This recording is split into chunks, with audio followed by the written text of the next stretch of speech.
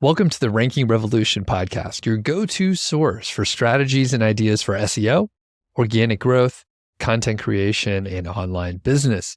I'm Doug Cunnington. I'm your host. This is part 2 of the interview with Sean Markey. If you missed part 1, be sure to check it out. We talk about his offer for a fractional SEO director. And in part 2, we talk about email newsletters, which I'm crazy about. I love email newsletters. They are seeing a resurgence with Google algorithm updates and Google organic search traffic kind of being, if I said extremely volatile, that would underplay how volatile the algorithm is. But the thing is, newsletters are awesome. You can directly reach your audience and it is independent of any other platform. There's very few things that you can do where you can reach your audience directly. Podcasting is one, email newsletters is the other, where you are not reliant on any other platform. So we get into the details about Sean's success with his email newsletter. And yeah, I'll leave it at that. I'm not going to ramble on. So let's get to the interview. We jump right in. I start telling him how much I like his newsletter. Because you are a great writer. I've wanted to unsubscribe from your newsletter because there's so much noise in my head anyway. But it's so good that I stay on the freaking newsletter, Sean. So rank theory, yeah. Let's start talking about that. So what is in your newsletter? Like, what's the tagline? What do you talk about? I mean, it's kind of like whatever I feel like talking about, which is awesome. But I try and structure it like the meat of the newsletter is usually taking some story that happened during the week or the past week or whenever it's coming out and just kind of laying them out in very plain terms. Like, this is what happened. This is why that's important. This is what I think about that. Here's how you could use that, yourself. So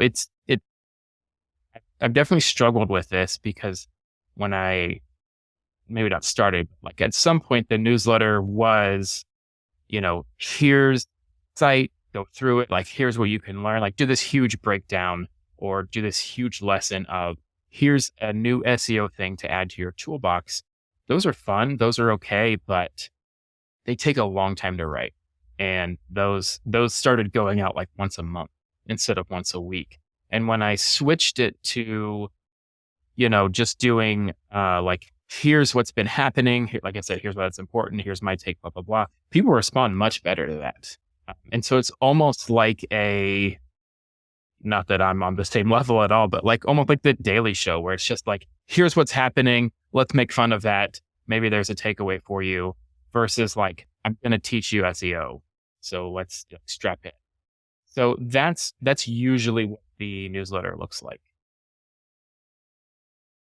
How old is a newsletter? And if you're able to share, how many subscribers do you have and other stats?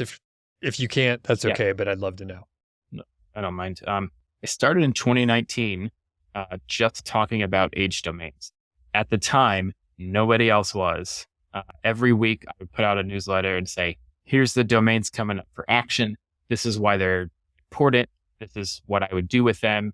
And that was a big hit because at the time, the age domain stuff was not at all mainstream. And I probably did that for about a year and a half. And then it started to transition to like, this big long newsletter about something. And so that's how it started and when it started. And I've got I think I just did a list purge. So I'm down to like 3,300 again. I'm not good at growing the newsletter.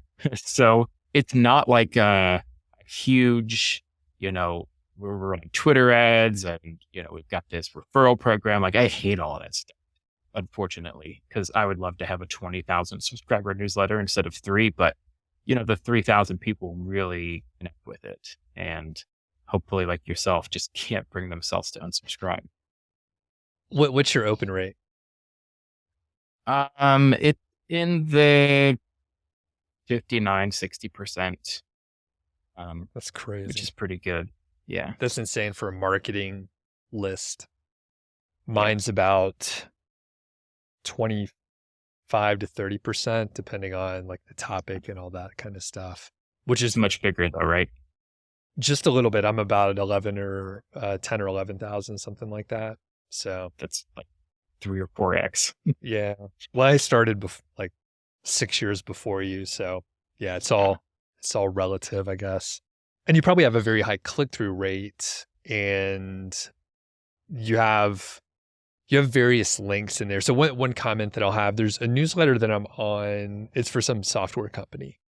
And they've sort of transitioned to just like the best of like links out. It's like a curated list. There's no commentary though. So it's just like, hey, someone else better than us wrote this thing on Twitter. And I'm like, if I wanted to go waste time on Twitter, I would just go there. Mm-hmm. And I'm like, what?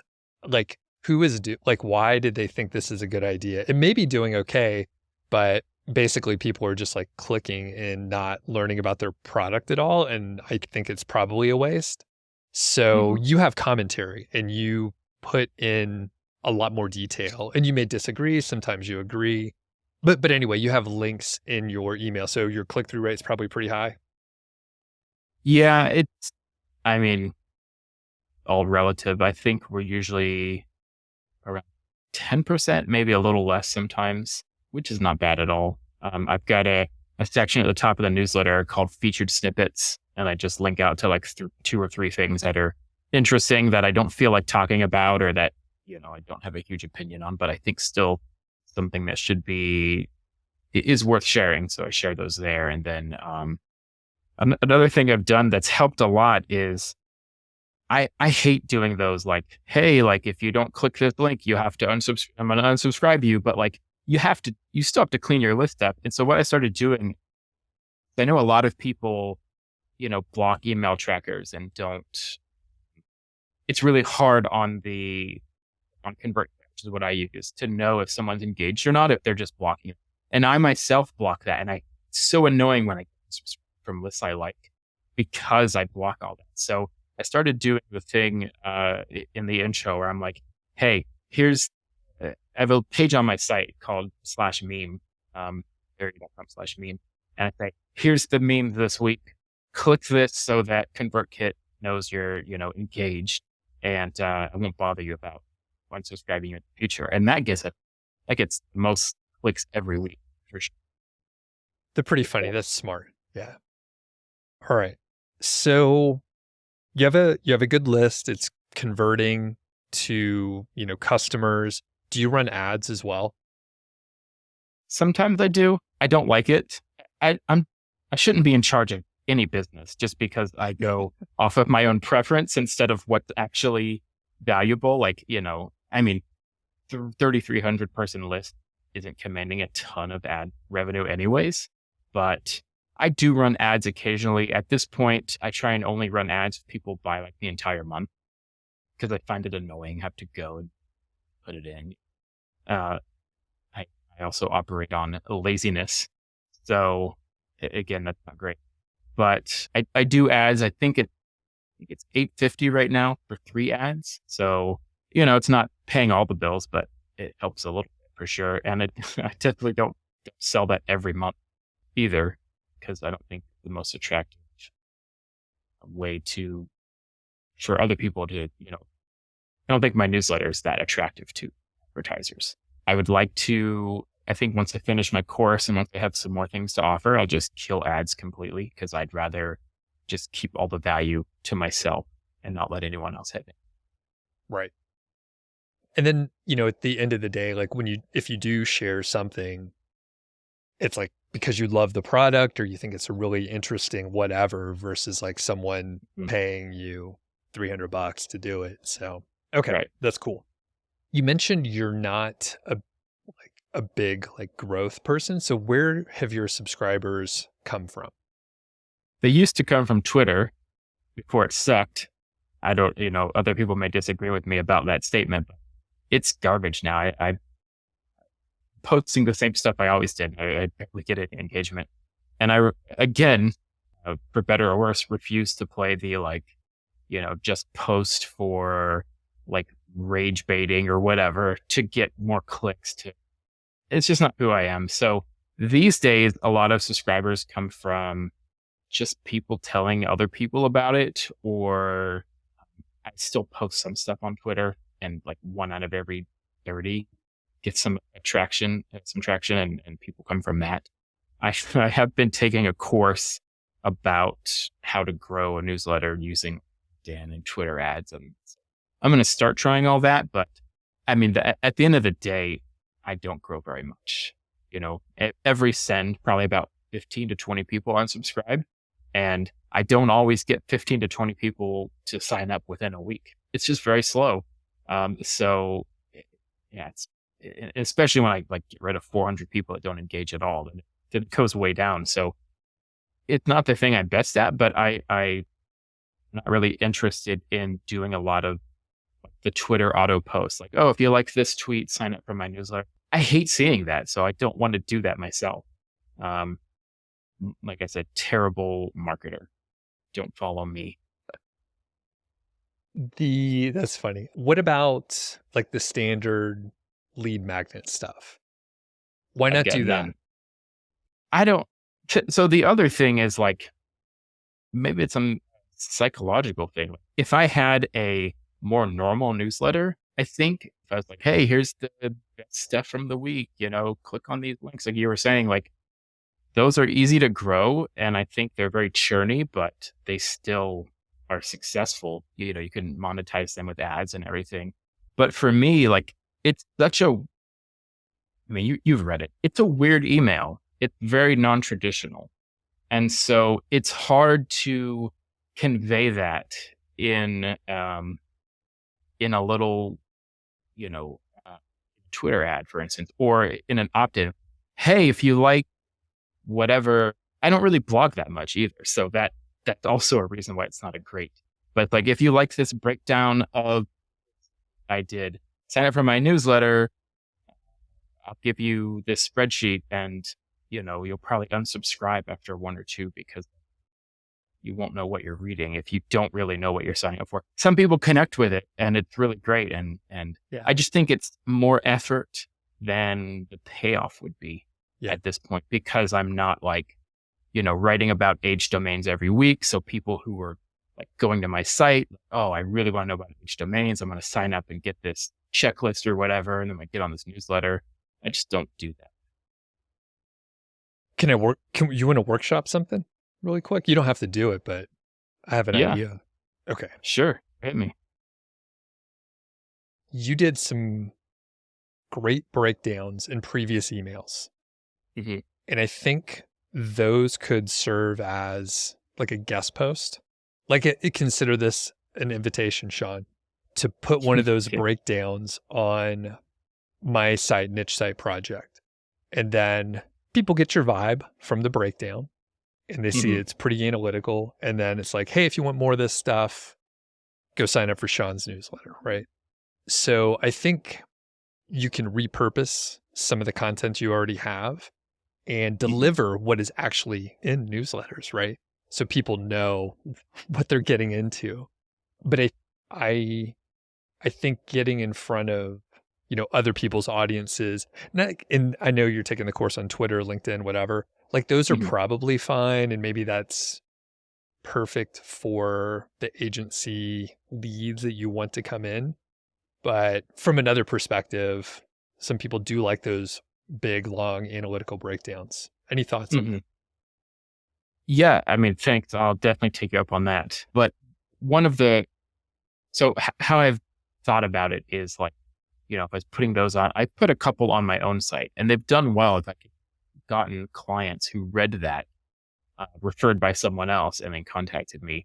But like, there's not a lot of traffic going to my site. And so putting stuff there, I guess over time it might, build up if I had 100, 200 blog posts, but it's not a place that gets a lot of traffic. And so I haven't considered like going the guest post route, finding people for whom would be okay with me posting some very high quality content on their site. But yeah, no, that's something for sure to consider. I appreciate that. Sure. Yeah. And then the other thought, like way back when I first started, and I don't know, it was probably like 2014, I emailed Brian Dean at Backlinko and I was like, hey, I would love to guest post. Maybe he asked me for a link or something. And I was like, sure, I'll share it out or whatever when he was promoting something. So he said, case studies are the hardest things to get. So if I'm trying to guest post at places, not necessarily backlinko, but if you have a case study, then people are like, I can't do that. I'm not going to do this work, and you already have it. So anyway, yeah, it is another set of work, but just thinking of the pipeline and then like newsletter growth. And if you're like, I don't care about the links too much and they get this great valuable piece of content, then it's kind of a no-brainer. You have to be dealing with like the right caliber of person to see the value there and not see you as like competition or whatever. But there's a lot of blogs out there, so. Yeah. Or, I mean, that's a great idea, doing like they call it Hacker Moon.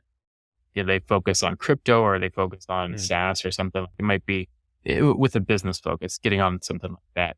I think traditionally people are like, I just want the link. Shut up. Just post my thing and like give me a link to my site. But could be interesting. I'm definitely gonna give it a try. Maybe I can chat with you in the future and let you know how it goes. Maybe this will be a case study.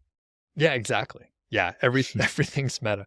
Like before we started recording, I was like, hey, I'm starting the podcast and I'm planning on selling this thing. So I could talk about that too. So like, even if it doesn't work, I could talk at conferences and say, hey, I tried to start a podcast and sell it and it didn't work. And here's why, which is, I mean, people love to see a train wreck. So, okay. All right. What else with the newsletter? I mean, I could tell when you write it, there's a lot of personality, but do you use any AI assistants at any point in time? No. An AI could not produce that train wreck sometimes.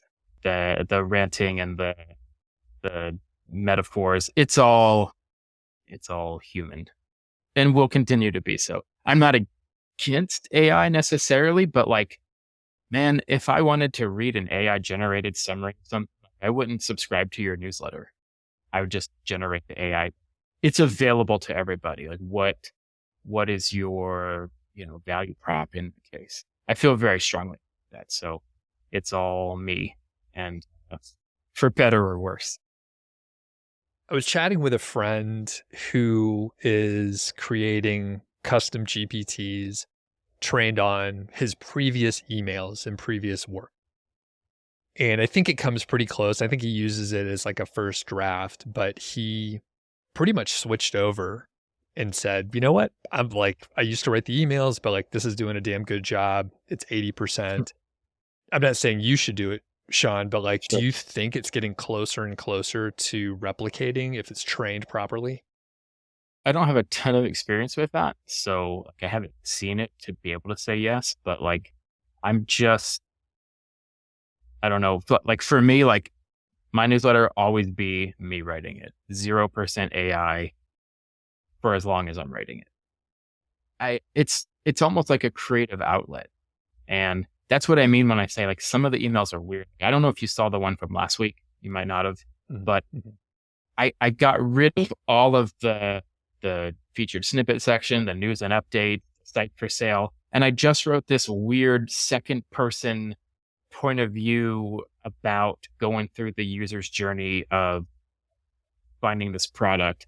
It was weird. Like it's a business B2B email. And yeah, I'm kind of proud of that. But I think of myself as a creative person, and sometimes I need to do something weird and like outside the box to satisfy myself. I cut a lot of unsubscribes from that one. Like it wasn't what people signed up for necessarily, but I got a ton of people are, wow, this was the best newsletter I've read from you. It was really awesome. So just changing it up and being creative. I think people respond to that. I've done this in the past where it went really terribly. And so not everything is an A+. I think that's important to me to keep it fresh and weird and my own style. I do that with either the podcast or YouTube as well. And I try not to look at the analytics too much because you start doing weird shit, if you look at the analytics on YouTube too much. But I like the change of format, right? So, and this was the email where you talked about like opening a coffee shop, right? Yep. Yep. In Vermont, yep. Funny thing, like one of my friends in town was looking to open a coffee shop, and he's actually talked about it for a few years. We've chatted before, but he actually put in like a letter of intent to lease a place and went down the route and started pricing things out. And yeah, it was a very interesting process. I mean, he was trying to talk to a lot of folks in town and really wanted to have a community space, but ultimately he decided to not open it. So when I was reading it, I was like, oh, I know what you're talking about. So Yeah, it's weird. It connected with a lot of random people who had these thoughts before, or just like connected with the idea of open. It's sort of like kind of serendipitous. Like, all right, I'm writing a weird one this week. I can't help it, and people like it. Sometimes they don't. Like I said, I did another one where I was making.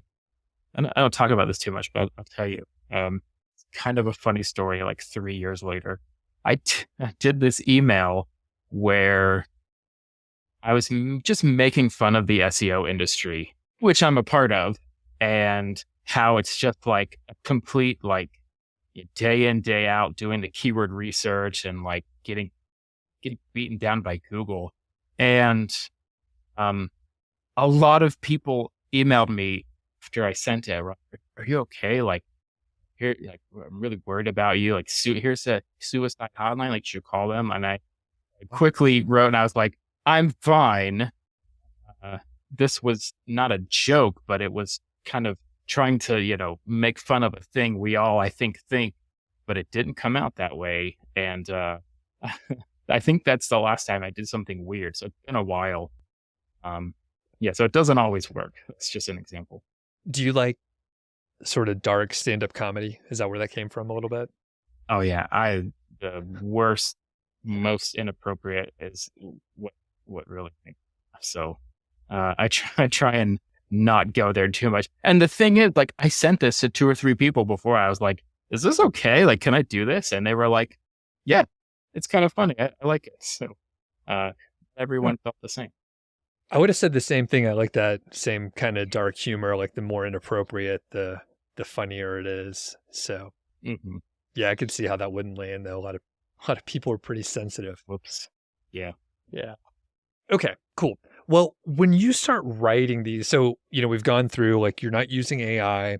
Sometimes it's kind of different than the normal kind of email someone would expect from an SEO focused industry email newsletter. What's the process look like? Are you working on it all week? Do you have like a list of different ideas that you're workshopping and you're like, that's not going to work this week? Or how does it look? Is it really messy? Yeah, it's like the worst possible way to do this. I just like over the week I'm on Twitter, or if I see articles, I'll kind of save them. And then in theory, the idea is like pull them up, see which one I want to write about. But once I start writing, sometimes I'll write about one thing and it'll just be really long and really ranty. And sometimes it'll be a couple things. And it's just like when I open the email, I just start writing whatever shit pops into my head. Mostly it works out. It does take me like an entire day to write these things. So like if I think this week I wrote it on Tuesday, or I think it was yesterday. It took the entire day. Like I started it around 10 a.m. and I think I published it around 4:30 or 5. Just takes a long time, but it's very authentic and it's very, I give it a light editing because I misspell everything or type thing instead of think, stuff like that. But typically they're not, I just on it for a night and then come back to it and make edits. I probably should. It might be better if I did. Sometimes if I'm really mad about something, I will maybe mess around with it and then kind of delete it and start over. For example, like Ahrefs did this thing. There was like the top. It was the new guy they hired, Ryan Law, I think. He's like, hey, send me your newsletter. I want to read them. I'm making a list for Ahrefs. And I did, and the list came out, and it was a fine list. I'm biased. It didn't include me, so I think it was a bad list. But what it did was it included all of the newsletters you already know. You know what I mean? Just the newsletters everyone reads already. And it's like, great. Like, that's super helpful, I guess. You see, I kind of have an attitude about it. But I to write about that, and I was like, "Ooh, I'm way too mad. Like, I'll regret sending this." Uh, so I let it sit for a week, and then I wrote about it. And it's one of my personal favorite newsletters that I've ever written probably because I let it sit and thought about it. So, maybe one day in the future, process will look a little different. I think that it might produce better newsletters. It won't be as fresh and as weird. And I kind of don't want to lose that because I think that's something that a lot of people like and respond to. Got it. I have a friend who's been blogging for, I don't know, 10 years, something like that. But I think he says that he has a couple hundred partially written drafts that he like starts. And I mean, really, he should probably just like delete some of them, or honestly, now these days, maybe he could like export it, put it into ChatGPT, and like at least get a list of his ideas with like 3 bullet points, and then he could go back to it instead of like ramblings of a madman. But yeah, it's interesting. There is a rawness and just like a fresh, authentic take, which I do appreciate, and I usually do that with my emails. Typically, I'm writing them and sending them out maybe 50% of the time, and then others like I'll do a draft and go through, and I will use like ChatGPT or other tools and say, people that have objections, what questions would they ask and how can I go ahead and take care of that? Just as a sort of a writing coach kind of thing. But okay, cool. Anything else about the process? Do you include a lot of images? Oh yeah, how long are the typical emails? Like 2,000 words almost. They're really long. And some of that is quoting, from the articles I'm talking about. Cat has joined us. Sorry.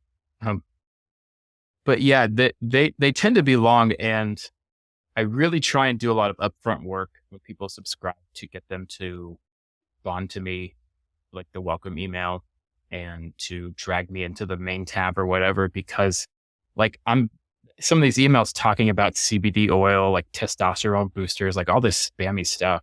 And I do include a lot of links and a lot of images. And I think that really produces a fairly low, or I guess a fairly high spam score, to get caught up. So yeah, they do tend to be long. About, I think the last one I sent was 1,900 words, almost 2,000. And that's pretty typical. And I do put in a lot of images. So I think there's a fair amount of that goes to spam because of the nature of the emails. Okay. All right. Well, as we're wrapping up here, where do you see rank theory heading in the next, few years, I would say? I'm definitely trying to turn it into like more creator brand with an agency kind of built on top of it. I think that suits me the best. Like I said, I really care about creativity and doing this kind of creative work. I'm not a good, really technical SEO myself, though my team member is, my partner is. So yeah, I recorded my first YouTube video today. I hate being on video, but I think that's really a way that I have to try and grow things. So yeah, just being more like producing more content. Right now I produce 1 email per week, but I would like to produce more blog posts, produce more videos, turn those into podcasts, etc. Got it. Okay.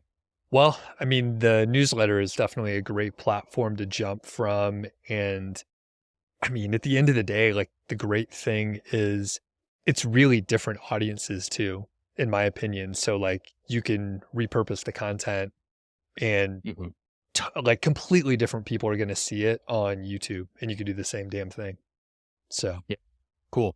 Yeah. So yeah, this is awesome, Sean. So we kind of wrapped it up. Is there anything else with the newsletter that I didn't ask you about that is important to cover? I don't think so. I think we definitely touched on all the important bits for sure. Cool. Well, where can people find you? Go to ranktheory.com. That's the main place. That's big sign up form right on the homepage. I'm also on Twitter at Sean Markey, but I'm not a very good tweeter by these days standards, I guess. So I don't know if that's the best, but definitely sign up for the newsletter. That's where I put all my energy each week. Awesome. We'll put a link for that. And yeah, I recommend the newsletter. Like I said, I'm on it. I read them each week and it's pretty entertaining. So thanks a lot, Sean. Appreciate it. Yeah, thanks for having me. Thanks to Sean, and be sure to check out Rank Theory. Follow the links so that you can sign up for the newsletter. And I'll tell you, it's not for everyone. I like it a lot. I've been on the list for a while, and you'll know immediately if you like the style or not. It's kind of fun reading through it as a person who writes an email newsletter and seeing how he writes and the way he presents whatever he's trying to share, whether it's a little bit of a tangent or if it's like a very actionable set of things, which there's quite a bit of variance. So thanks a lot for checking out the Ranking Revolution podcast. If you do want to help out, make sure you like and subscribe, and wherever you're consuming this, subscribe, leave a review. I tell you this every time. If you haven't done it yet, it really does help. I know it has taken me a while to even leave reviews for some of my friends' podcasts. And it just takes a few minutes. You could do it directly on your phone or whatever, but it does truly help out. And I appreciate everyone that does leave a review out there. So thanks a lot, and we'll catch you on the next episode.